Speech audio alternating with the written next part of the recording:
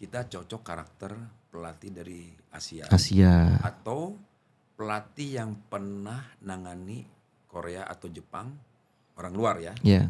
Yang pernah tahu nangani Korea sama Jepang, tahu percis sih loh.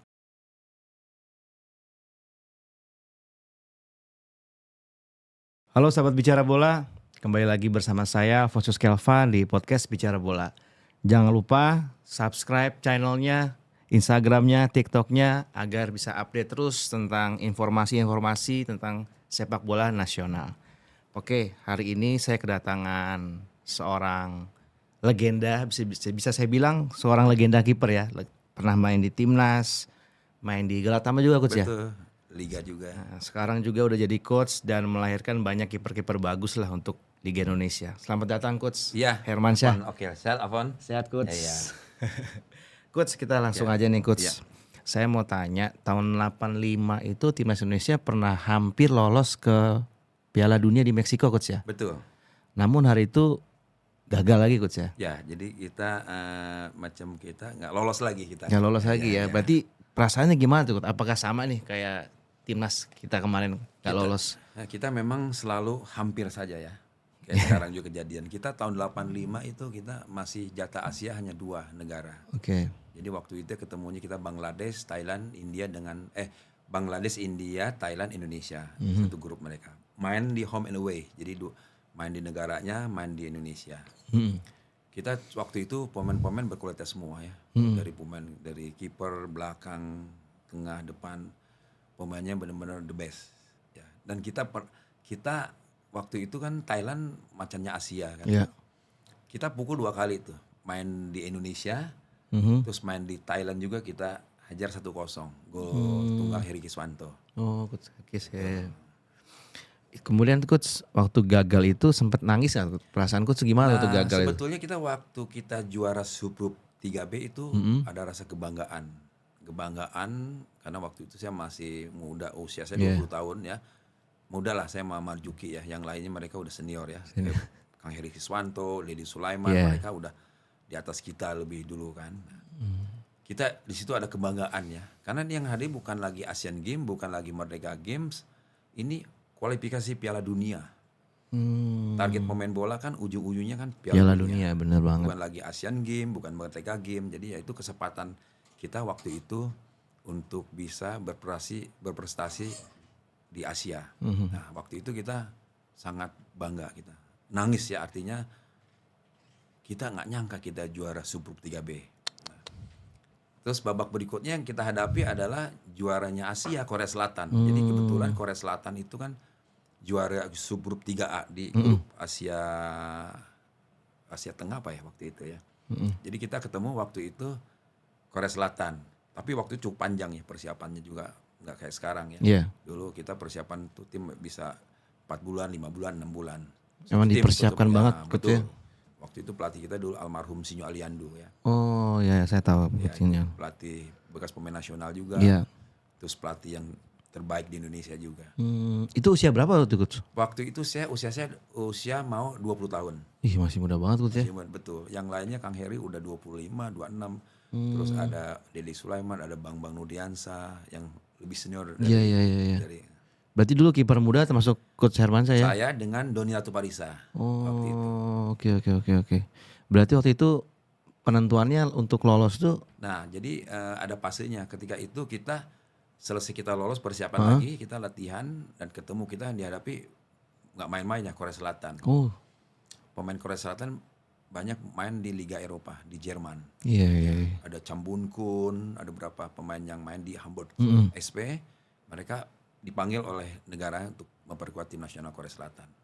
Nah, udah persiapan kita sudah cukup waktu itu. Kita ketemu away pertama dulu di Seoul. Oke. Jadi itu stadion Olimpik itu stadion pertama kita pakai sebelum Olimpiade. Oh. Itu stadion yang megah, yang Iya. bagus saat itu ya tahun 85. Kita main di situ, mainlah kita lawan Korea Selatan kita. Kita biasa kan official training kan 1 hari menjelang pertandingan. Kita latihan. Coba lapangan. Official training coba lapangan. Sekarang istilahnya itu kita coba. Terus adanya malamnya welcome party dengan Korea Selatan. Sebelum bertanding kita ada welcome party, ada makan-makan di Makan restoran bareng besar ya. di situ. Nah, besok kita lawan mereka nih. Kita tetap Fight lah ya. fight, kita nggak ada bintang. Iya. Di pertandingan itu kita, alhamdulillah kita di babak pertama kita bisa tahan 0-0. Oke. Mereka supporternya penuh, ya mereka benar dukung. Mereka di sana mereka penuh, tapi dia takut kalah sama Indonesia kan. Tim Indonesia kan tim underdogs. Iya. Babak pertama kita bisa tahan 2-0. Sampai presidennya waktu itu, Presiden Korea Selatan, saya masih ingat dulu, Chuk Dok-wan kalau nggak salah. Mereka di babak kedua datangnya itu, mereka kan saya lihat di stadion tuh pakai ada pengawalan presiden kan ketat bener sana. Di babak kedua baru dia hadir nonton. Nah, di babak kedua kembali lagi, kita stamina mungkin habis.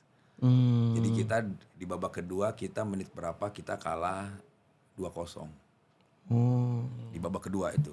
Mereka kita udah kehabisan, mungkin udah nggak disiplin lagi pada saat transisi bertahannya juga udah nggak jaga lawan, ya kan?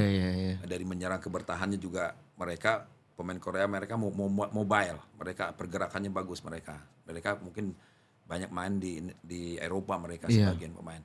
Akhirnya kita kalah 2-0 di Korea Selatan. Jadi tinggal penentuan lagi main di Senayan satu kali lagi, kan home and away kan. Di Senayan menang juga. Kita akhirnya pulang ke Indonesia, ada persiapan lagi kurang lebih kita sekitar 3 mingguan kita. 2 minggu 3 minggu kita tetap latihan. Tapi tetap kita masih punya harapan. Masih kita punya harapan dan kita masih tetap fokus di pertandingan itu. Karena nih siapa tuh dapat mujizat ya. Kita harus bisa ngalahin mereka 3-0 walaupun mustahil ya. Tapi tetap kita fighting ya untuk merah putih kita. Nah akhirnya kita main, akhirnya kita kalau nggak salah kita kalah 3-1 kalau nggak salah. 3-1 apa? 3-1. Gol balasannya di Indonesia Dede Sulaiman waktu itu. Padahal kita itu kalau kita bisa ngatasin mereka, kita hanya selangkah lagi lawan Jepang. Tapi Jepang nggak seperti sekarang timnya. Dulu masih so-so lah. So-so lah, karena waktu itu juga selesai Korea menang, Jepang dilindas habis-habisan oleh Korea Selatan. Berarti emang dulu tuh yang bagusnya emang Korea Selatan yang the best saat itu ya. Akhirnya ya kesempatan itu pudar, ya kan? Ya udahlah, kita udah berjuang untuk merah putih, ya kita udah berusaha. Ya itulah akhirnya di finishnya kita juara subgrup 3B saja. Akhirnya mewakili Asia, Korea Selatan tahun 86 di Meksiko World Cup. Karena 2 negara dan satu lagi mungkin dari Timur Tengah mungkin ya. 2 negara waktu itu. Kalau sekarang kan mungkin jatah Asia ada 4 apa berapa ya jatah? 4 kalau saya. Ada 4. Jadi pengalaman yang saya yang tidak akan lupa. Saya juga bangga, terharu dan menangis ketika itu kita juara Sub 3B itu kita diarak lah. Waktu itu pertama keluar kita disambut tuh pertama dibuka airport Cengkareng. Baru dibuka itu. Jadi banyak pendukung kita sambut waktu itu, diarak lah. Itu yang saya buat terharu buat saya.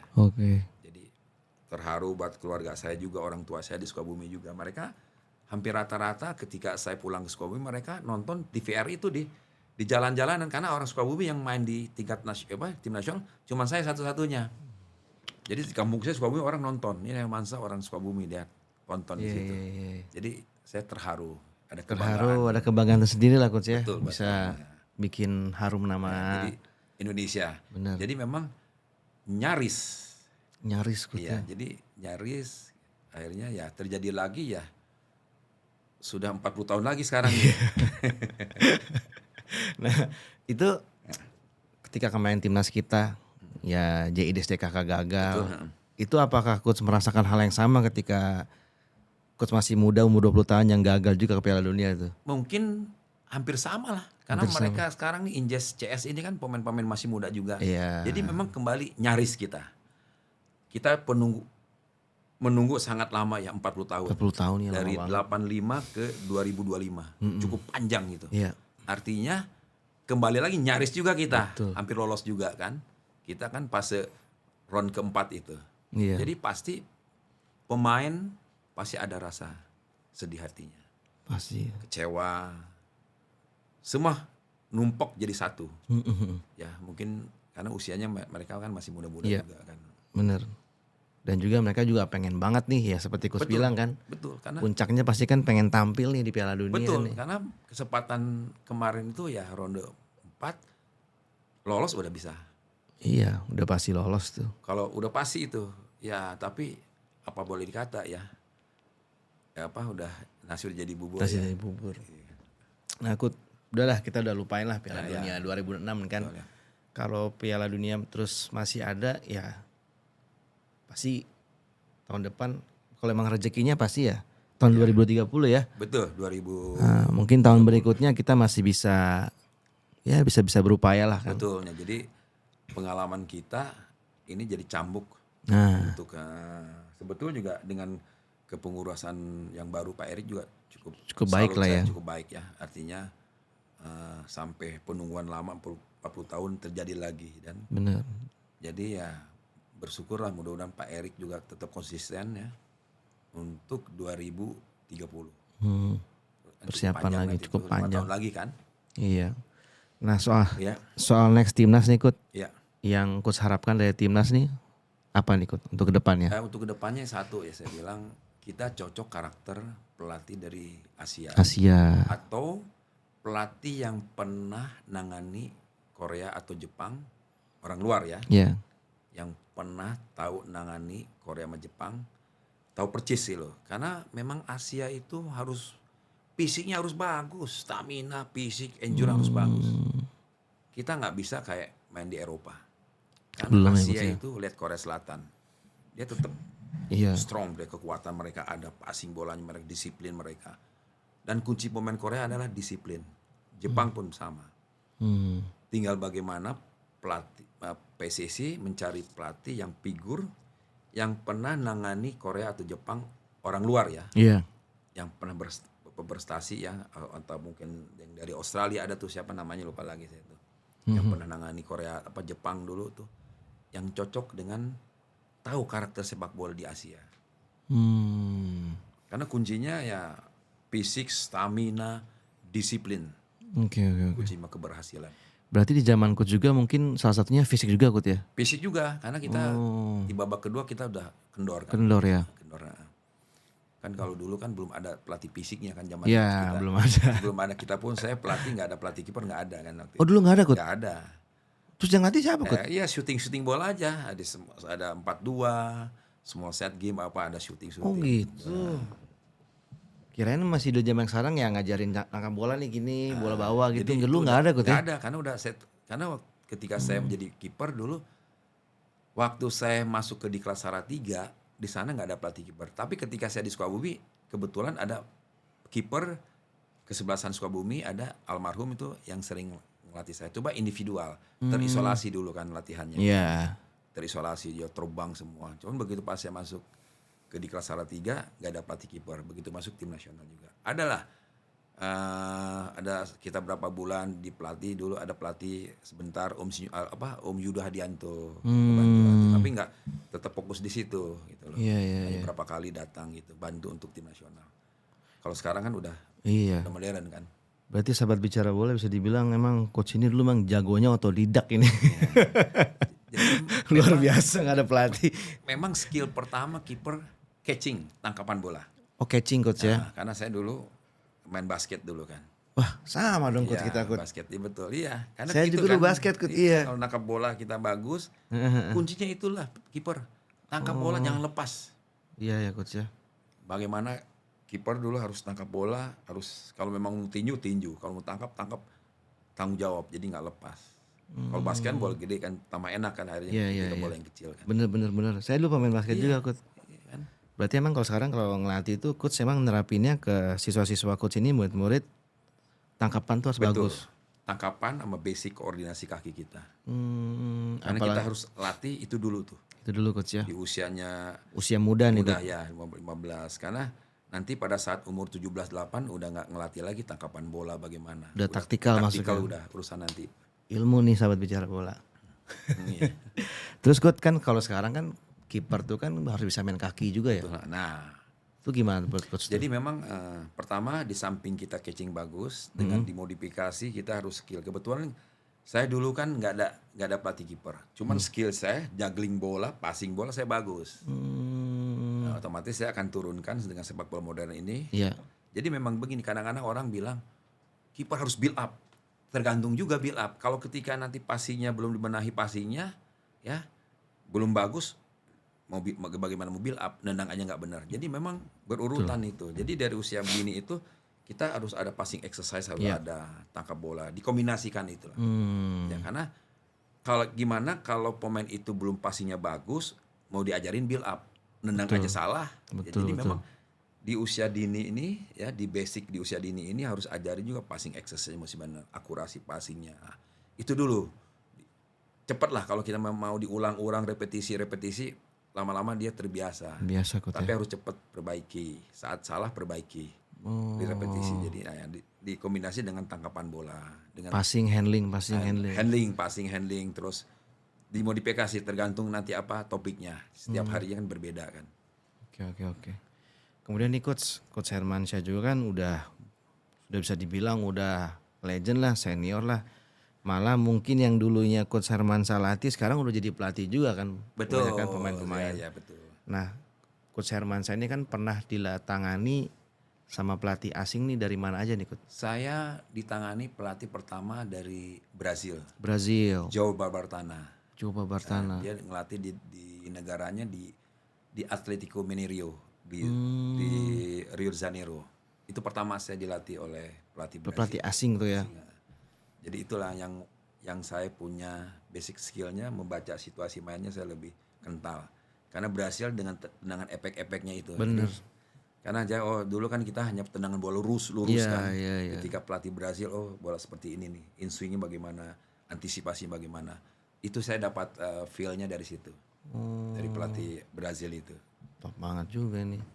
Nah, melihat karakter dan budaya permainan timnas nih coach, pelatih dari negara mana nih yang pantas untuk bisa menggantikan coach Patrick Kluivert nih coach?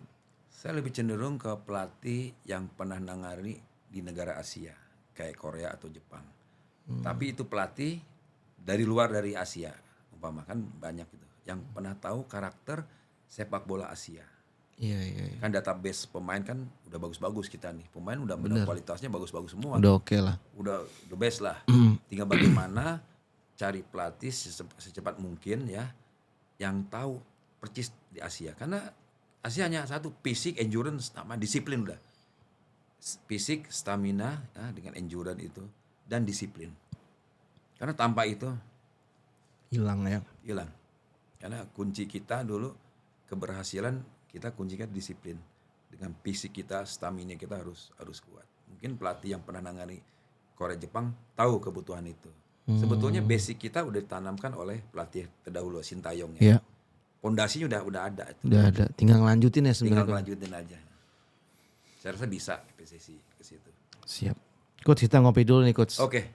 Kopi kita ini sekarang dari Kopi Uang Mas. Oh, ya. Seruan semangat merah putih. Oh, merah pantas. Jadi semangat juga minumnya ya. Saya coba dulu ya. Siap, coach. Waduh. Top ya? Top. Best. Gak salah nih. Biar muka kita biar segar lagi kita ngantuk. Sahabat Bicara Bola, kalau lagi nonton podcast Bicara Bola jangan lupa diseduh langsung nih kopinya Uang Mas, ya kan? Iya betul. Ini soalnya untuk jadi semangat kita kan. Nah nih coach, kita kembali lagi. Kalau kita ingat-ingat dan lihat dulu kan coach ST ini belum melatih dari U23 sampai senior kan belum ada miss atau cacatnya kan. Kemudian apalagi dia dipecat nih saat prestasi timnas tuh lagi bagus-bagusnya nih coach. Nah di putaran kedua grup F kalau nggak salah. Nah itu menurut coach bagaimana tuh? Tapi memang kalau kita cerita ke belakang panjang ceritanya. Panjang ya coach ya. Jadi memang saya pikir sekarang gini ya, kita song-song ke depan saja ya. Jadi kegagalan bukan suatu tidak semangat ya. Betul, jadi kegagalan untuk cambuk untuk kedepannya bisa lebih baik lagi dari sebelumnya. Jadi memang itu hanya cukup sampai di situ aja kan. Mungkin juga pengalaman yang sangat tidak bagus juga kan. Betul, iya sih. biar nanti ke depannya bagaimana ini kan tim nasional yang sudah bagus ya. Terus pemain-pemainnya juga berkualitas semua ya. Jadi benar, jadi harus cari pelatih yang memahami karakter di Asia. Tuh. Terus jadi nih bagaimana Mas kalau kita panggil lagi STY nih? Itu gimana Coach? Kalau menurut saya sih itu udah cerita lama. Udah cerita lama. Ya, jadi memang kita cerita ya udah. Kita buat itu sebagai kenangan. Ya, pembelajaran juga lah ya. Pembelajaran kita, kenangan yang sudah kita songsong ke depan lagi dengan persiapan untuk 2030, terus 2 tahun ke depan kan ada nih persiapan 2026, 2027 kan. Piala AFF, Piala Asia kan. Jadi fokus ke situ aja nih. Dari sekarang PSSI secepat mungkin cari pelatih yang tadi kriterianya, yang kriterianya jadi resumenya bagus. Ya, jadi prestasi dia, karakter orangnya bagaimana ya, yang cocok dengan kita melatih. Jadi benar-benar harus teliti. Dan jangan lama-lama juga gitu loh. Iya sih. Nah waktu berjalan terus nih. Betul Epo Alfon. Kemudian nih Coach, kan banyak orang bilang Indonesia gagal nih gara-gara PSSI pecat STY nih. Notabene kan juga Patrick Kluivert ternyata juga jauh dari harapan kita kan. Apakah Coach sependapat dengan hal itu? Kalau saya nggak sependapat ya dengan itu ya. Jadi artinya gini loh. Karena mungkin kekecewaan penonton, mungkin netizen kecewa dengan emosional, tidak mikir dulu ya. Jadi kalau saya orang bola ya, itu hanya suatu cerita saja. Cerita artinya ya udah gitu loh. Mungkin ada luapan kecewaan, sedih gitu kan ya. Mungkin jadi yang saya pikir pemikirannya ya udah yang sudah berlalu, tapi kan nggak mungkin bisa kembali lagi gitu loh. Itu kan mungkin karena netizen atau supporter yang cinta benar dengan PSSI dibawa dalam hati yang paling dalam tuh akhirnya dia seperti itu kan. Kesel jadinya. Jadi kalau saya sih ya gitulah sepak bola kita di dunia manapun seperti itu. Siap Coach. Kemudian nih Coach, kalau kita kembali ke liga kita kan, Super League. Menurut Coach sendiri dari pelatih-pelatih asing yang ada di Liga 1 ini nih, kira-kira apakah ada yang pantas nih untuk bisa melatih timnas Indonesia? Apakah Bojan Hodak dari Persib atau pelatih yang sedang menangani Borneo nih? Karena Borneo kan belum pernah kalah nih. Menurut Coach gimana? Beda ya tangani tim nasional dengan klub. Oke. Harus bisa dipisahkan itu. Kalau klub kan kompetisinya kan agak panjang. Iya. Ada babak pertama, babak putaran kedua dan beda dengan tim nasional. Tim nasional kan membawa nama negara. Jadi kita harus cari betul-betul pelatih yang pernah megang tim nasional. Entah Korea, entah Jepang. Dia pun bukan orang Jepang tapi pernah nangani pelatih yang di Asia. Apa dari Australia atau dari negara lain yang tahu percis bagaimana menangani tim nasional Asia. Kalau klub mungkin kan beda dengan tim nasional ya. Jadi kadang di klub bagus, ketika di tim nasional beda lagi. Malah nggak sukses dia kan. Jadi kalau pemikiran saya ke situ. Baik Coach, untuk menatap Piala Dunia 2030 nih Coach, apakah program naturalisasi ini masih harus dilakukan Coach? Kalau saya sudah cukup lah. Udah cukup ya Coach ya. Dengan kualitas pemain yang sudah kemarin bagus, tinggal bagaimana dimaksimalkan pemain-pemain lokal Indonesia kan banyak bagus. Tinggal dimaksimalkan kan sekarang ada usia under 17 yang ikut Nova Arianto ya Nova. Dan itu juga catat sejarah juga kan kita bisa ikut kejuaraan dunia di usia 17. Iya juga sih, keren sih itu. Nah, itu suatu saya juga salut ya. Saya juga terima kasih Coach Nova. Coach Nova sudah bisa membawa tim nasional ke kejuaraan dunia under 17. Nah, itu kan banyak pemain-pemain kita yang kualitas bagus. Nanti 17, 18 terstruktur nanti tuh. Jadi sepak bola tuh enggak ada instan. Nanti dengan seninya proses. Dan pelatih kita juga kan banyak stok yang masih ada kan, ada Nova. Ada yang seniornya Coach Indra Safri ya kan. Betul. Yang masih ada stok pemain pelatih yang berkualitas. Siap Coach. Nah, kalau menurut Coach masukan nih soal kualitas pemain-pemain naturalisasi kita untuk the next timnas seperti apa nih Coach? Saya rasa pemain yang kemarin sudah Bagus. Udah bagus ya. Sudah bagus pemain yang kemarin juga. Dari mulai pemain belakang, kiper, tengah, depan udah bagus. Tinggal kombinasi dengan pemain-pemain lokal. Ya, jadi nggak usah lagi naturalisasi, udah cukup lah. Kebanyakan Iya juga sih. lah, nggak bagus. Ini memang fokus pembinaan aja nih ya, ke Ya, usia pembinaan muda nih ya. usia muda Mungkin kan ya ke depannya mungkin mau tambah mungkin cukup 1 atau 2 lah Kut ya. Jadi kan sendirinya otomatis nanti kan bisa pelan-pelan pemain-pemain kita bisa ngikut alurnya nanti. Iya, iya. Dari usia 17, 18, 19 sampai ke senior kan. Proses semuanya itu. Siap. Nah Kut, untuk bicara pemain lokal nih, menurut Kut sendiri bagaimana nih cara PSSI untuk bisa menemukan pemain-pemain lokal yang bagus? Minimal sejajar lah dengan pemain-pemain diaspora ini kan untuk timnas. Menurut Kut gimana Jadi nih? menurut saya ya kembali ke grassroots, ke pembinaan usia dini lagi. Ya harus benar-benar fokus ke grassroots ya. Untuk nanti ke depannya lagi 10 tahun ke depan. Ya. Kita bicara sepak bola jangan hanya 1 tahun, 2 tahun, 3 tahun. Bicara 5 tahun, 10 tahun ke depan. Jadi harus perbaiki di grassroots. Kan udah bagus nih, ada kompetisi. Kebetulan saya di usia-usia di usia muda ya. Saya ada kompetisinya, ada IJL, ada Top Soccer, IJL. ada Top Score. Dan itu banyak pemain-pemain itu yang masuk tim nasional. Jadi saya fokus ya dari grassroots Usia itu tadi, kita harus usia perbaiki dini ya. juga. Ya. Jadi jangan malu lah kita. Ya, saya kebetulan memang keinginan saya untuk back to basic ke usia dini ya. Untuk memperbaiki kiper-kiper kita. Jadi di usia 17 18 nggak diajar lagi nangkep bola yang benar bagaimana. Berarti sekarang memang fokusnya untuk kiper-kiper muda ini basicnya Kut ya? Basicnya. Jadi juga harus bisa bermain kaki juga. Oke. Kombinasi dengan itu ya. Dan sesuai dengan lisensi saya lah, level 2 kan. Jadi saya Mantap. jadi harus Saya aja belum situ nih Kut. iya, jadi memang harus karena itu guidance kita. Jadi kadang-kadang kita dulu pernah ya, ngapain kita sekolah? Kita kan bekas pemain nasional. Ngapain kita? Padahal itu penting. Sekolah itu menambah wawasan kita sebagai pelatih, terutama spesialis goalkeeper. Jadi apa yang kita latih terstruktur, ada guidance kita gitu loh. Seperti ini loh.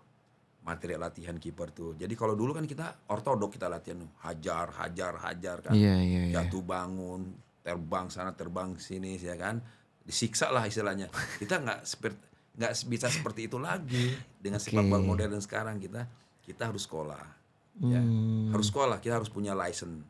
Jadi kalau kita sekolah punya license itu guidance kita seperti ini loh. Bikin program kita latihan kiper itu. Oke. Luar biasa saat bicara bola nih. Saya ngobrol dapat juga ilmu-ilmu baru nih dari Coach Hermansyah nih. Ya. Oke sahabat bicara bola, terima kasih.